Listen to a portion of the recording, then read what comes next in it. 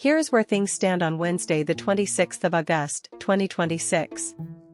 Gold has pulled back to around $4,620 an ounce, down roughly 0.75% on the day. That matters because just yesterday it touched $4,697, its highest level since mid-May. This is not random selling. Traders are squaring positions before July's U.S. personal consumption expenditures inflation report, the Federal Reserve's preferred price gauge, due at 12:30 Greenwich Mean Time. A modestly firmer U.S. dollar is also adding pressure, because a stronger dollar makes gold more expensive for foreign buyers. So today's central question is simple: is this a healthy correction inside a strong uptrend, or the start of something sharper?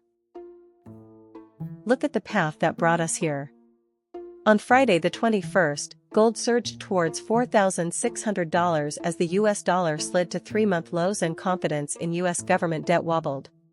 By Monday the 24th, it was above $4,620, driven by concerns about rising U.S. debt and potential currency debasement. Then on Tuesday, prices stalled just under $4,700 after hitting that three-month high.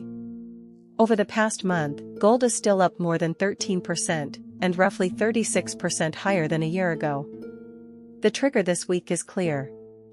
Softer U.S. inflation data earlier this month has cut expectations for a Federal Reserve rate hike in September, with markets pricing around a 64% chance the Fed stays on hold.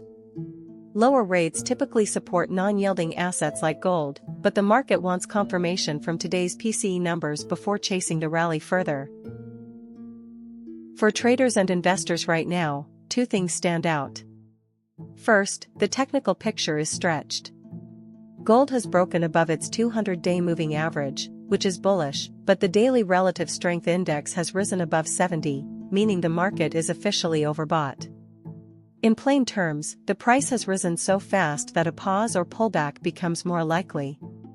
Key support sits near $4,600, then around $4,580, while $4,700 is the level to beat. Second, the inflation report matters beyond gold. Headline PCE is expected to ease to 3.6% year-on-year from 3.7%, while core PCE is forecast to hold at 3.3%. If the numbers come in hot, rate hike bets could revive and pressure gold. If they come in soft, the dollar could weaken and gold may retest its highs. Looking ahead, the next 48 hours are pivotal. After PCE data, attention shifts to Federal Reserve Chair Kevin Warsh's keynote at the Jackson Hole Symposium on Friday the 28th of August.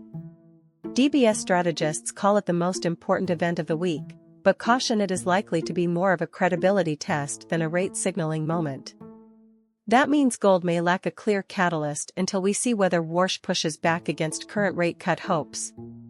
Alexander Zumpf of Heraeus Metals Germany is constructive, with a 2026 forecast range from $3,450 to $5,200 and an average projection of $4,620.